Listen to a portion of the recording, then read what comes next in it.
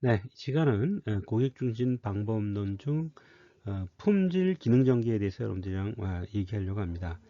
품질 기능 전개라고 하는 것은 퀄리티 펑션 디플로이먼트라고 얘기하는데요.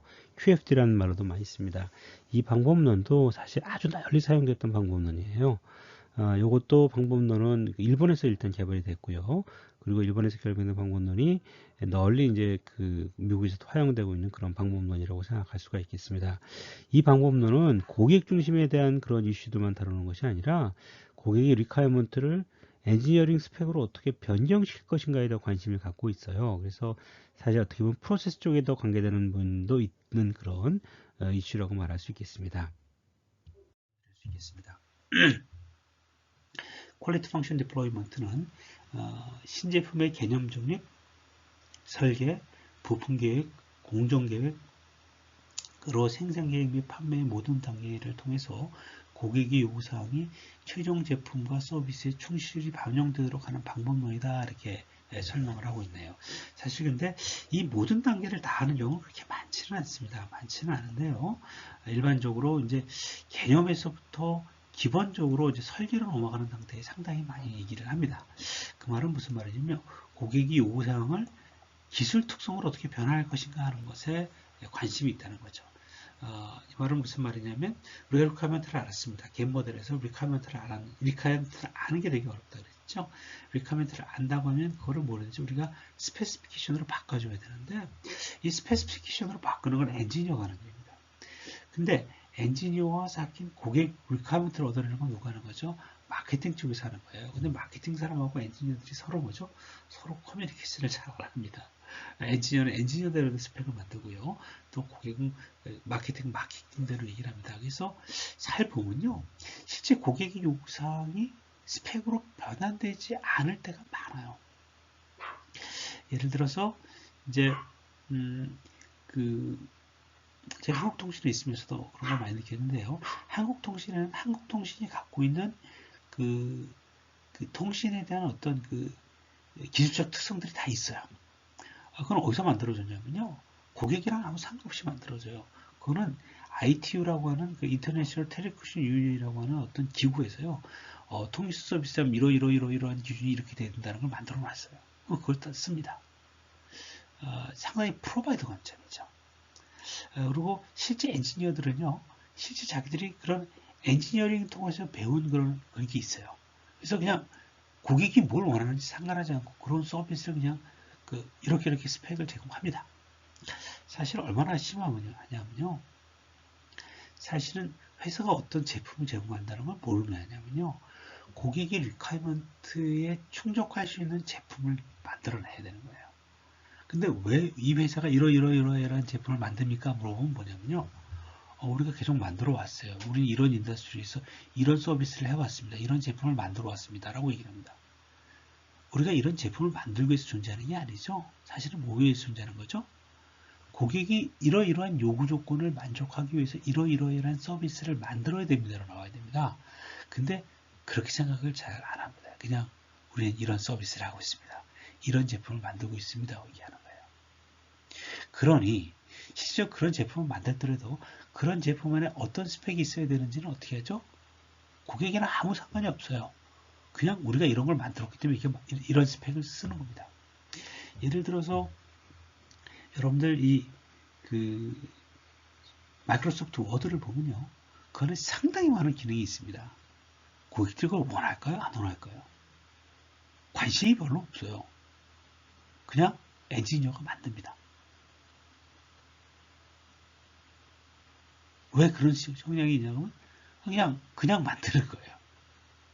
그래서 실제 서비스를 하다 보면요. 제품 기술 특성을 보다 보면 실제 고객의 요구사가 아니라 그 기술 특성이 서로 연계되지 않는 것들이 너무 많습니다. 그래서 우리가 제품을 처음 계획하는 설계 단계부터 고객의 요구 조건이 어떻게 되죠? 스펙으로 넘어가게 됩니다. 그리고 그런 스펙을 달성하기 위해서 각각 그 안에 있는 내부 부품들이 어떤 요구 조건을 해야 되는지 설명해야 되고요. 그것에 따라 공정이 어떤 요구인데 이게 각각 다 끊어져 있어요. 고객은 고객 요구 조건 만들고요. 그냥 그거랑 상관이 전혀 없다는 말은 아니지만요. 아주 강하게 있지 않게 그냥 엔지니어는 엔지니어에 대한 일을 하고요. 그 다음에 프로세스 엔지니어는 또 프로세스 엔지니어 일을 하고요. 그냥 각각 합니다. 이게 지금 월이 다 있는 거죠. 그리고 자기 전문 분야가 있는 거예요. 자, 그런데 이렇게 된다면 실질적으로 우리가 어떤 서비스를 하는 데 있어서 진짜 고객의 요구 조건을 제대로 반영하는 것이 될까요? 안 될까요? 반영하는 게 되지 않는다는 거죠. 즉, 신제품 기획부터 설계 단계에서 고객의 요구 조건을 제대로 반영시켜야만 한다는 거죠. 그래서 뭐가 포함되려면 마케팅 부서나 기술 부서나 생산 부서가 함께 협력을 해야 되는데 이 협력할 수 있는 장을 만드는 것이 이제 퀄리티 펑션 디플로이먼트다 이렇게 생각하시면 되겠습니다. 즉 모든 사람이 다 모여서 이런 고객의 요구 조건이 뭐의 서비스에 적용되고 어떤 스펙으로 반영되고 있다는 걸 파악하려고 하는 게 퀄리티 펑션 디플로이먼트다 이렇게 생각하시면 되겠습니다. 이 퀄리티 펑션 디플로이먼트는 일본에 시작됐는데요. 아키오 오지라는 사람이 처음 연구를 시작을 했고요. 실질적으로 72년에 미쯔부시에서 고베 연구소에서 처음 이런 QFD를 활용했다고 얘기합니다. 그리고 70년대에는 일본이 널리 활용하고 있었고 80년대 중반 이후부터는 미국에 상당히 많은 기업에서 사용하고 있다고 하고요. 80년대 이후에는 서비스업 같은 모든 제조업에서도 다시 퀄리티 펑션 디플로이먼트가 널리 활용되고 있는 그런 상황입니다. 그럼 퀄리티 펑션 디플로이먼트가 어떻게 생기냐면요. 여러 단계가 있지만 이렇게 그림을 그려요. 하우스 오브 퀄리티라고 했는데요. 하우스라고 하는 건 집처럼 생겼다는 얘기예요. 그리고 이 퀄리티 펑션 디플로이먼트의 가장 핵심적인 것이 바로 이 하우스 오브 퀄리티를 만드는 것이라고 생각할 수 있겠습니다. 그리고 이 하우스 오브 퀄리티를 만들 때 여러 관련 부서가 한꺼번에 모여요. 한꺼번에 모여서 서로 얘기를 하는데 이거를 채우려고 하면 한 부서에서 채울 수가 없다는 거예요.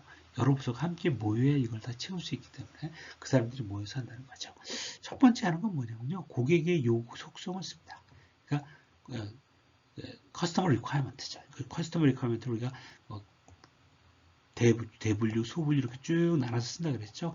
여러 가지 커스터머 리퀘어먼트를 쭉 씁니다. 쓰고요.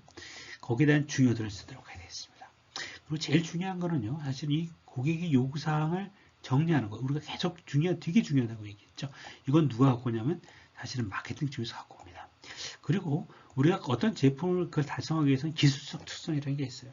이렇게 기술적 특성을 써놨습니다. 써놨고 요 두 개를 써놓는데 요거는 누가 갖고 오죠? 엔지니어가 갖고 옵니다. 그러고 난 다음에 뭐가 중요한 거냐면 요걸 하고 난 다음에 과연 고객이 이 요구 속성이 과연 어떤 기술 특성이랑 관계가 있는지를 체킹을 하게 되게 되어 있어요.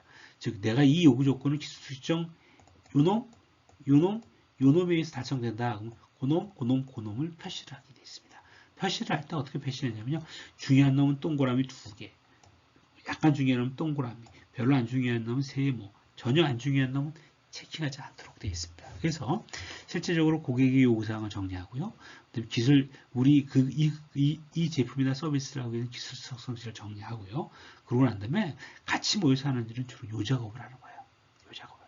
즉, 어떤 요구사항이 어떤 기술 특성에 의해서 달성되고 있는지, 어떤 놈이랑 가장 연관성이 큰지를 정리하는 게 가장 메인 포인트라고 생각하시면 되겠습니다. 그러고 난 다음에 요 기술 특성들 간의 상호 특성을 요 위에다 쓰고 이게 하우스인데요. 알 수 있습니다. 왜 이걸 쓰냐면요. 어떤 거가 올라가는데 어떤 거는 내려가야 되는 경우가 있고요. 어떤 거는 올라가면 어떤 거 같이 올라가야 되는 경우가 있어요. 그러니까 우리가 만족시키고 싶은데 얘가 서로 간에 컨플릭트가 발생하는 경우가 있거든요. 상당히 어려운 문제가 발생합니다. 그래서 얘가 같은 방향으로 가는지 그렇지 않은지를 확인하기 위해서 그러고 있습니다. 그 다음에요. 또 요거 외에도 뭘 쓰냐면 일반적으로 요구사항의 중요도를 씁니다. 중요도는 설문지조사를 할 때 같이 물어봐서 우리가 얻는 경우가 많고요.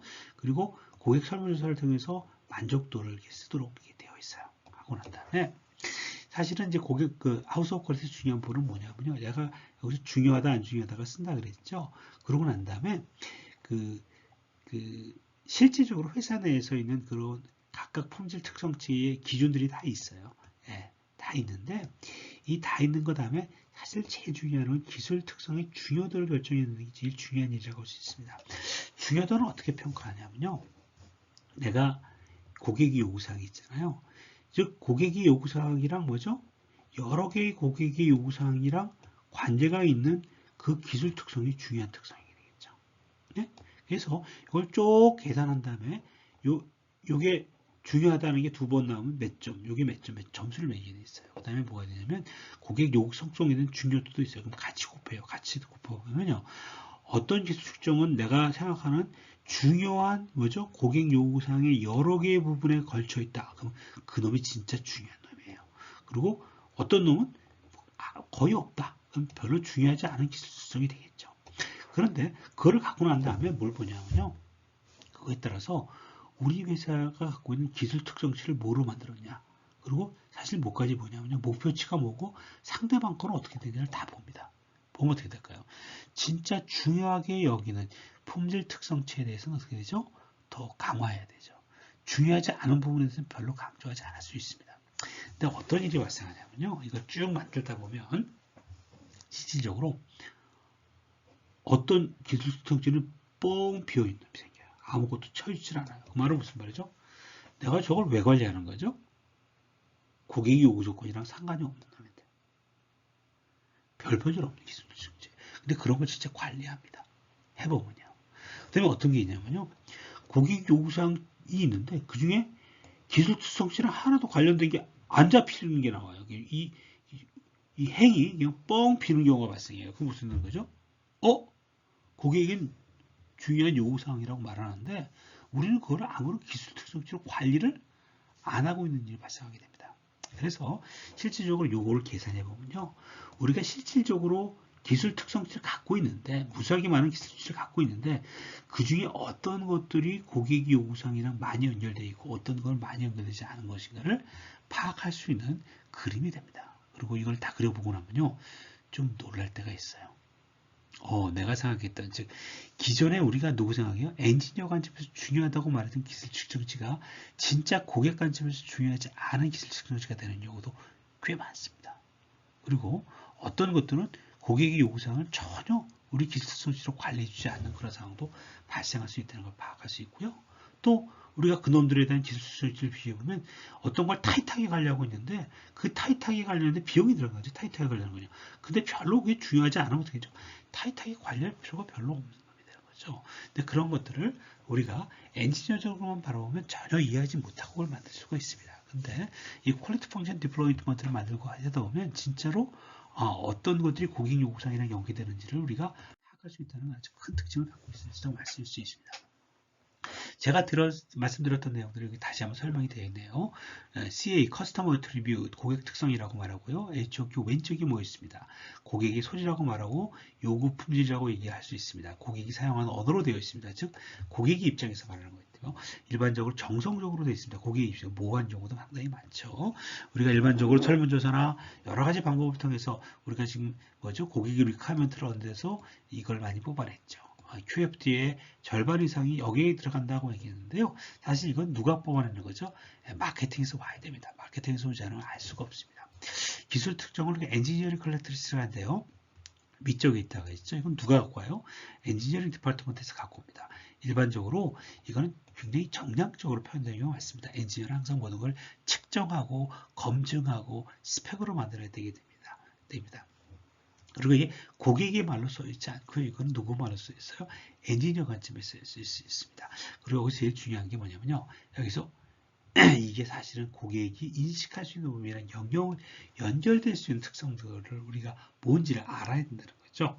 그거를 그렇지 않은 것들은 사실 우리가 그렇게 심하게 관리할 필요가 있는지에 대해서 고민을 다시 한번 엔지니어들이 해야 된다는 얘기입니다.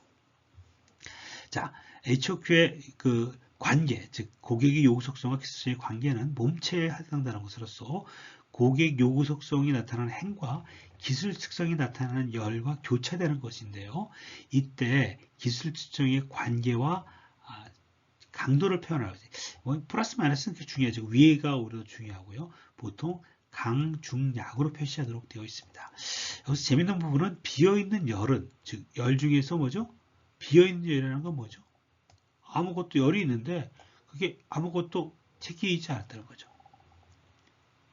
그거는 우리가 진짜 고객 리퀘어먼트가 아무런 상관이 되지 않는 거든지 아니면 내가 뭐죠? 커스텀 애트리뷰트를 내가 파악하지 못했던 건지 아니면 의미 없는 내가 엔지니어링 컬렉터리스틱을 내가 관리하고 있는 건지 둘 중에 하나가 된다는 거예요. 그래서 상당히 재미있는 이슈가 되죠. 기술 간의 상호 특성을 위하는 것은 우리가 지붕 얘기 드는 거고요. 설계 고를 시에 기술 특성이 상충 관계가 발생할 수 있다는 거 아까 말씀드린 것처럼 어떤 건 올라가야 되는 좋은 건데 어떤 건 내려가는 게 좋은 경우가 발생할 수 있습니다. 이거 서로가 부딪혀 버리면 상당히 어려운 문제가 발생하거든요. 이런 상충 관계가 발생할 때는 우리가 이게 상당히 중요한 연구 개발의 기회가 될 수 있다고 얘기를 합니다. 오른쪽에는 인지도를 분석하는데요. 오른쪽에 있는데요. 사실 이거는 자사 제품과 경쟁사 제품들이 고객이든 인지도를 비교해서 만들 수 있도록 만들게 됩니다. 자, 그럼 여기서 우리가 진짜 알고 싶어 하는 건 뭐다고요? 아랫 부분입니다. 아랫 부분. 고객 기술의 비교값과 목적을 설정하는 건데요. 아랫 부분에 있는데 자사의 제품과 주요 경쟁자 제품이 현재 기술 특성을 기록하게 되고요. 제일 중요한 부분은 고객의 고용성과 기술 특성 간의 연관관계의 강도나 고객 중요도의 상대 중요 등을 곱해서 합함으로써 기술 특성시의 가중합을 구해낼 수 있습니다. 그래서 이 가중합이 높은 놈을 뭐라고 하죠? 그 놈이 진짜 중요한 엔지니어링 커렉터리스틱으로 고려해 준다는 거죠. 즉 우리가 엔지니어링 커렉터리스틱을 만들 때 물론 때에 따라서는 고객의 요구 조건을 고려하지 않고 만들어야 될 때도 있어요. 왜냐하면 그게 세이프티에 관계된다든지 뭐 여러 가지 다른 기술 특성 때문에 있을 수도 있는데 사실 중요한 부분은 그런 엔지니어링 스태틱 커렉터리스틱들이 고객의 요구사항이랑 어떤 연관관계가 있는지를 정확하게 알고 거기에 고객의 요구 조건에 맞는 어떤 스펙을 만드는데 우리가 고려해 봐야 되는 것들이 상당히 중요한 부분이라고 말씀드릴 수 있겠습니다. 그런데 이거를 이제 고객의 요구 조건을 기술 특성으로 만들고요. 다시 기술 특성을 더 내부 소속 부분 특성, 부품 특성을 또 공정 특성으로 만들고 해서 점점 뭐죠? 여러 단계를 거쳐서 퀄리티 펑션 디플로이먼트를 만들면서 실질적으로 고객의 요구 조건이 더 여러 가지 활동들을 연결할 수 있는 것을 만들 수 있다고 얘기를 합니다. 근데 제가 실질적으로 해봤는데 보통 2단계 이상은 의미가 별로 없어지더라고요. 없어졌어요. 저는 이제 일반적으로 이제 이 고객의 요구 조건이 이제 전체적인 회사의 그러니까 제품 자체 스펙으로 만들고요. 그 제품 스펙을 또 실제적으로 관리하기 위해서는 좀 더 자세한 스펙을 만들어야 될 때가 있어요. 그 자세한 스펙을 만들 때까지를 이렇게 2단계로 나가는 것은 의미가 있는데 그 이상 단계로 제가 해봤더니 별로 그렇게 이게 왜냐하면 전개할 때마다 이게 정확하게 나오는 게 아니라요. 매우 좀 이렇게 사람들이 만나서 컨센서스를 이루는 그런 과정들이기 때문에 명확한 경우가 나오지 않기 때문에 큰 의미가 없을 때가 있더라고요. 근데 분명한 고객 특성을 기술 특성으로 옮기는 것 그리고 그 중요한 기술 특성을 세부 특성으로 옮길 때까지 2단계까지 연결할 때까지는 퀄리티 펑션 디플로이먼트가 상당히 활용성이 있었던 걸 제가 여러 번 봤습니다. 책의 example에서는 그 퀄리티 펑션 디플로이먼트가 자동차의 문짝 설계에 대해서 하는 걸 해놨네요. 고객의 요구 속성을 뽑는데 아까 말씀드린 것처럼 여러 가지 방법으로 요구 조건을 뽑았고 퀴즈 기법이라고 하는 것은 이제 나중에 그 어피니티 다이그램에서 이렇게 묶는 거예요. 왜냐하면 우리가 항상 쭉 늘어나는 게 아니라 이렇게 단계별로 묶어서 만들겠죠. 그리고 상대적 중요도를 써놨고요. 그다음에 기술 특정이라고 하는 기술팀이 참여해서 여러 가지 이제 그 중요한 기술 특성을 쓰게 되어 있고요. 여기까지를 일단 준비해 와야 뭐가 되는 거죠? 퀄리티 펑션 디플로이먼트를 할 수 있습니다. 즉 누가 들어와야 되는 거죠? 마케팅 팀이 들어오고 뭡니까? 엔지니어링 팀이 들어옵니다. 그러고 나서 마케팅 엔지니어뿐만 아니라 여러 사람 조금 더 많은 사람들이 모여서 이 관계를 이제 같이 모여서 우리가 얘기를 합니다. 그러니까 전문가들이 모여서 여러 가지 이유를 통해서 상관관계나 강도에 대한 숫자나 기호를 우리가 표시하게 되는 것들이 주로 이제 퀄리티 펑션 디플로이먼트를 가지고 우리가 하는 그런 작업들이라고 생각할 수 있겠습니다. 그러고 나서 이제 그 특성이 좋으냐 안 좋으냐를 트레이드 합하게해서 위의 기술 특성의 상관관계를 본다고 말씀드렸고요. 또 고객의 인지도의 비교나 이런 것들을 통해서 우리가 지금 어떤 위치에 어떤 관점에서 더 우리가 전략 상대방에서 우리 약한지 강한지 같은 것들을 우리가 볼 수 있게끔 되어 있고요. 그런 걸 통해서 최종적으로 뭐합니까? 우리가 기술 측정지의 값을 어떻게 할 거고 목표값을 어떻게 갈 것인가를 결정하도록 되겠죠. 그래서 최종적으로는 궁극적으로 제품의 고객이 요구사항을 최대한으로 만족시킬 수 있는 우리가 스펙을 어떻게 만들 것인가 하는 작업이 바로 이 퀄리티 펑션 디플로이먼트에서 우리가 다루려고 하는 작업이다 이렇게 설명을 하고 있습니다.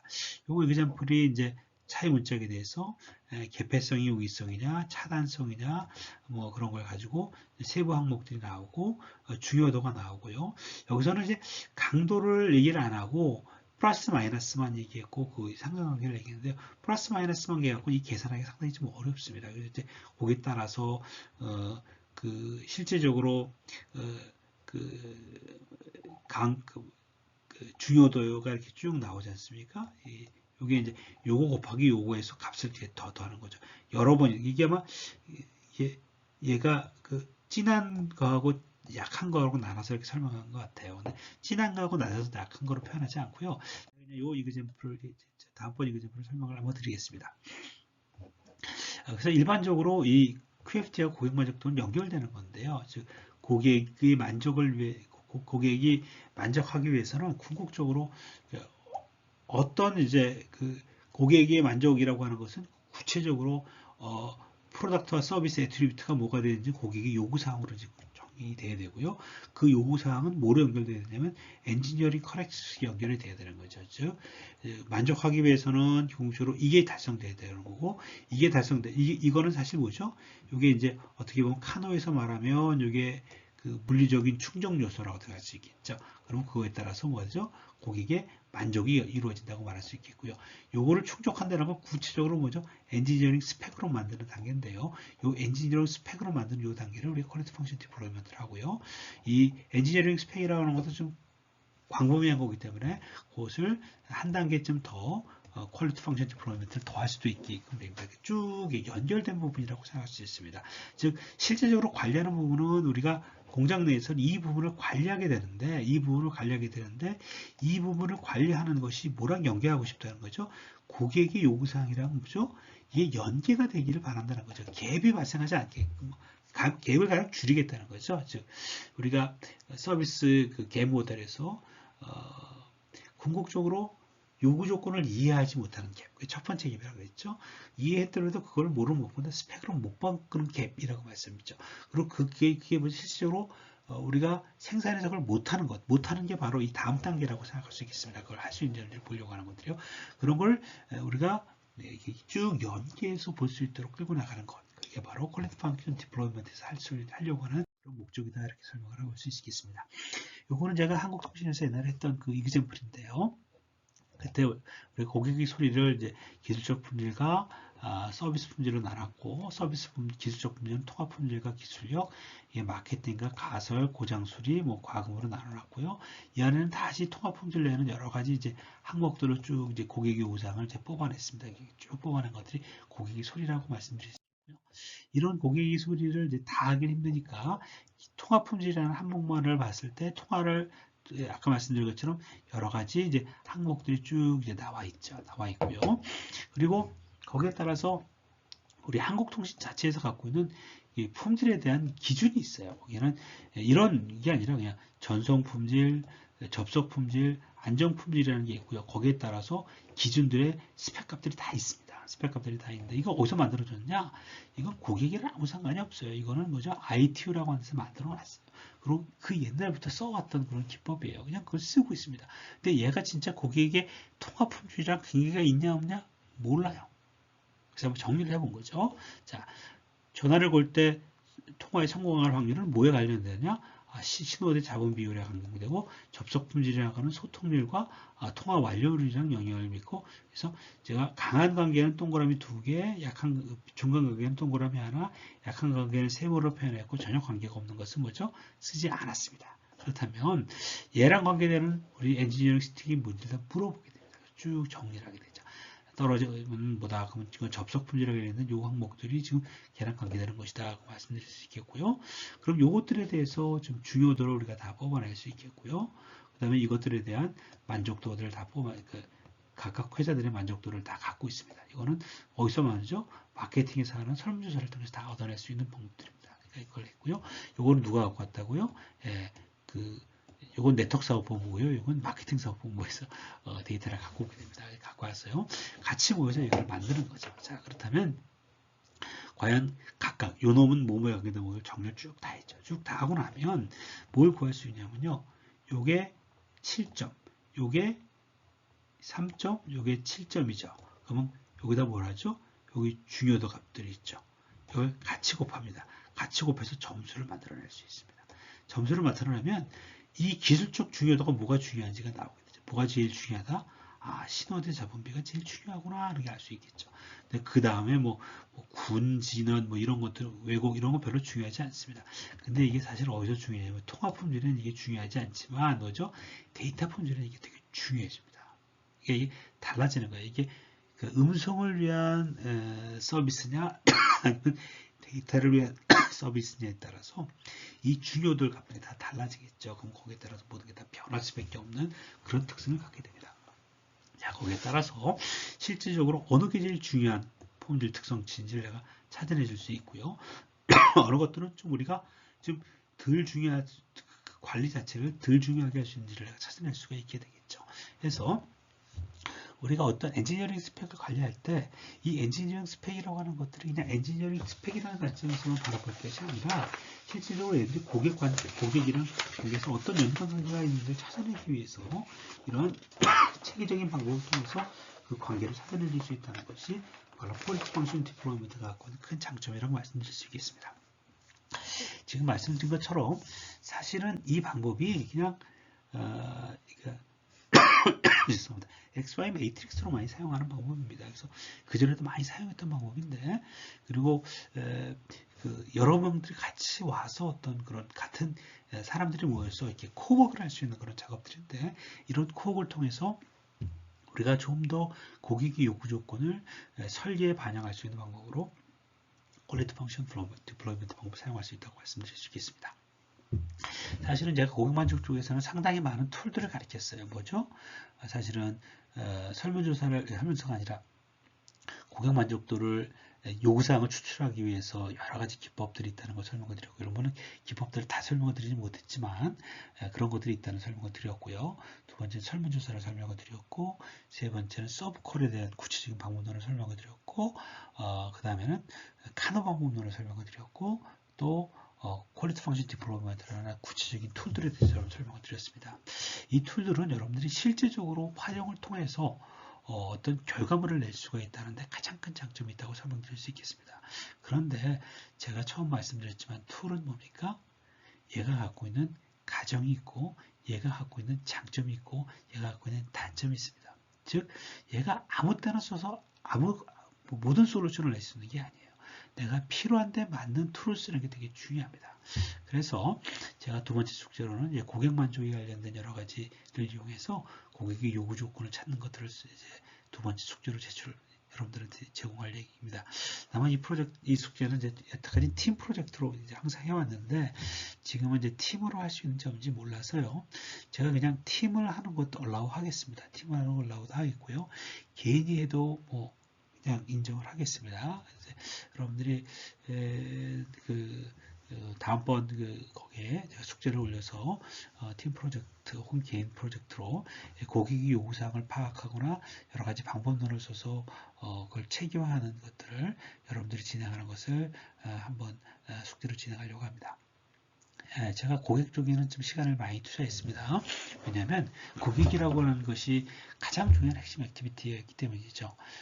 그리고 사실은 나중에 이제 프로세스 개선 쪽에 더 많은 시간을 투자할 건데 프로세스 개선 쪽에 더 많은 툴들이 있어요. 그래서 프로세스 개선 쪽에 더 많은 시간들을 좀 투여해서 여러분들이랑 같이 얘기하려고 합니다. 다음 시간에는 아마 저희가 품질 리더십과 전략적인 품질에 대해서 여러분들이랑 같이 설명을 드리려고 합니다. 오늘 여기까지 하겠습니다.